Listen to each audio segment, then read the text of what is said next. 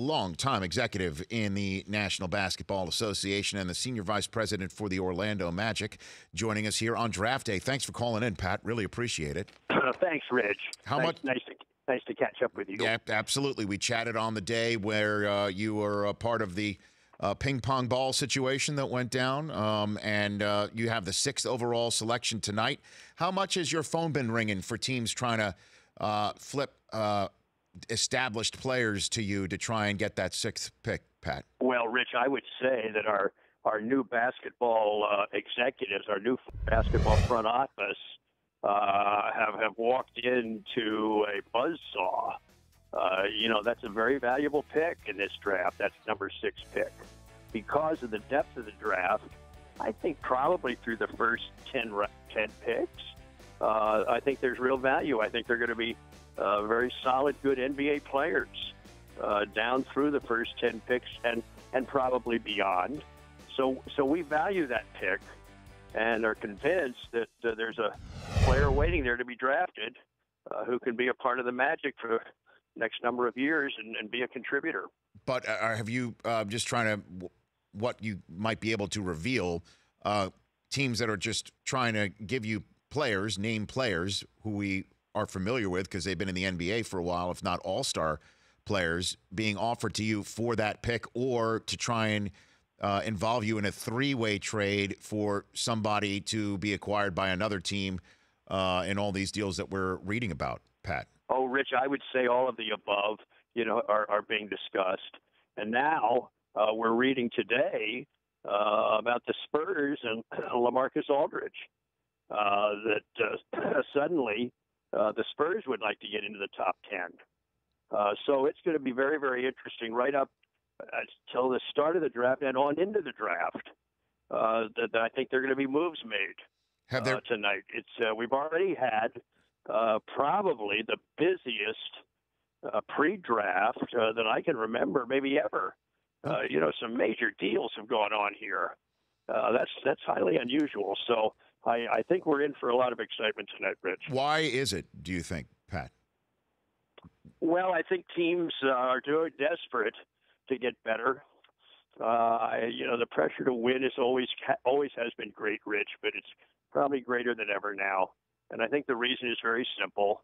The NBA has grown to the point that it's a huge industry. Owners are now dealing with, almost billion-dollar entities here.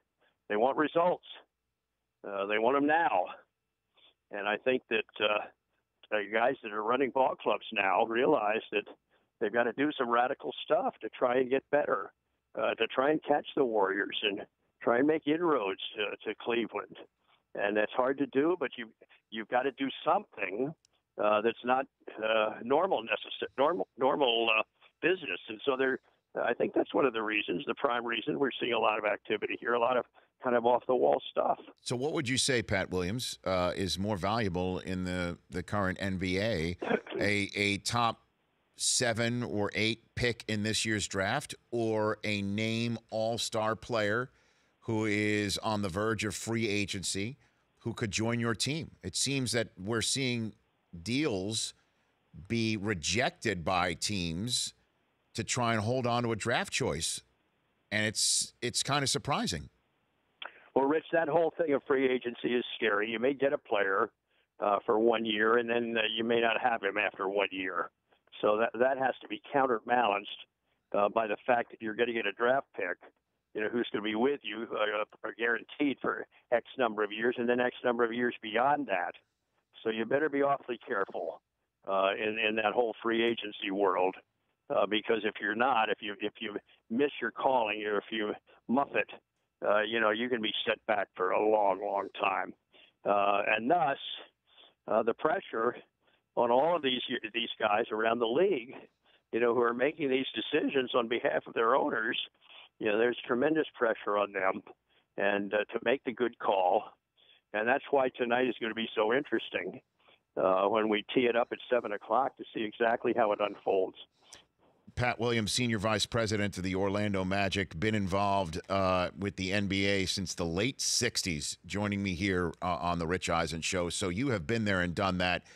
Pat, if a player on another team misses an exit interview, would that cause you to call that team to see if that player is available in a trade? Well, it seems to have stirred a lot of calling into New York. That's for sure. It certainly would be a signal that something is amiss, and we're beginning to find out now, Rich, that something is amiss there. So I see Phil Jackson has gone public. You know, he's had a press conference and talked openly about what's going on. So keep your eyes on New York tonight. You know, there's going to be could be some real action there. How often has a player missed an exit interview in organizations that you've been involved in, Pat? Probably never. Maybe here or there. You know, I don't remember. I'm trying to think back. I couldn't really tell you one. It's a pretty big deal. It's a pretty big deal. You know, an exit interview is designed to discuss with each player their feelings and what they think, what their thoughts are about the year that's just completed, what their off-season plans are. Here's what we'd like you to work on, son. You know, here's some things that this off-season, you know, you should be part of, etc. And KP just elected to walk away from all that. It's not a good sign, not a good signal. So let me ask you one last thing on that then, Pat. Would you consider it an excommunicable offense for you with a player, regardless of age and talent? No, you can't do that. I thought Phil Jackson's comments today were interesting. He said, if we got 2 starters and maybe beyond, you know, we'd consider it. Well, I don't know how many teams in this league, Rich, can give up 2 starters. I'm not sure many. Mm-hmm. So that's why if I were a betting man, you know, I think KP will be back there in the fall. Pat Williams, Senior VP of the Orlando Magic, joining me here on the show. You drafted Shaq into this league. If he was available in this draft, would he be first overall, surefire, first overall pick, even in this day and age where everybody's shooting threes and it's a wide open game, Pat? Oh, listen, Rich, if we got another crack at taking Shaq first, believe me, we'd do it. We'd do it. We'd do it every year for the next 20 years. We know we'd have our center position nailed down for at least a decade, and we know that we'd have our building full every night, and we'd know that we'd have a very entertaining product, and we know it would be fun to come to the games. And it would be Shaq, and then the rest of the pack, you know, would be far behind. Well, I guess you know where I was going with that, though. Is this? It just seems it's a different game. Like the game is completely changed. We had Chris Webber on during the finals, pointing out about Durant's worthiness, saying that the Ben Wallaces of the league don't exist anymore because you need somebody to do more than just rebound or shoot from further back from 5 feet from the rim. He essentially said that. I'm wondering what you think. Well, the game hasn't really changed a lot since Dr. Naismith wrote the rules out in 1891, Rich. And that is, you got to put the ball either in a peach basket or in a net. Somehow or other, you got to get it into that circumference. Yes. Circumference. I mean, that's the game. So that's why we're all looking for shooters. More importantly, we're all looking for makers. We got a lot of shooters, but we want makers, and that's always going to be the case. And it's a real skill, Rich. Let's not minimize that. It's hard to find shooters. You know, they don't come out of college or high school, all gifted with that. Some of them get better when they get into the league. But I think it's a real, just like hitting a baseball or, any other great skill in sports. Shooting a basketball consistently under great pressure with a defender up in your face, putting his hand right in front of your eyes, and you still make them. That is a talent. and we all want that kind of talent. We're looking for them. Last one for you, Pat. Your experienced sixth sense about these sorts of things. Do you think a trade happens before you pick tonight in the draft? Oh, 1 through 5? Yes, sir. No. I think we had that big one. Yep. You know, Philly Boston was big enough, Rich. I mean, I know you guys love to chew on this stuff. Well, just wondering. Let me tell you something. Sure. I GM'd the 76ers for 12 years. Never made a call to Boston on any front. I mean, we were bitter rivals. Can you picture me calling Red Auerbach to discuss a trade? Red, this is Pat Williams down here in Orlando. Nice. I've got a trade idea. What do you think, Red? What do you want? What don't bother. What is it? Oh my goodness. Yeah, I'd no more call Red Auerbach. We never made a trade. Never talked to each other.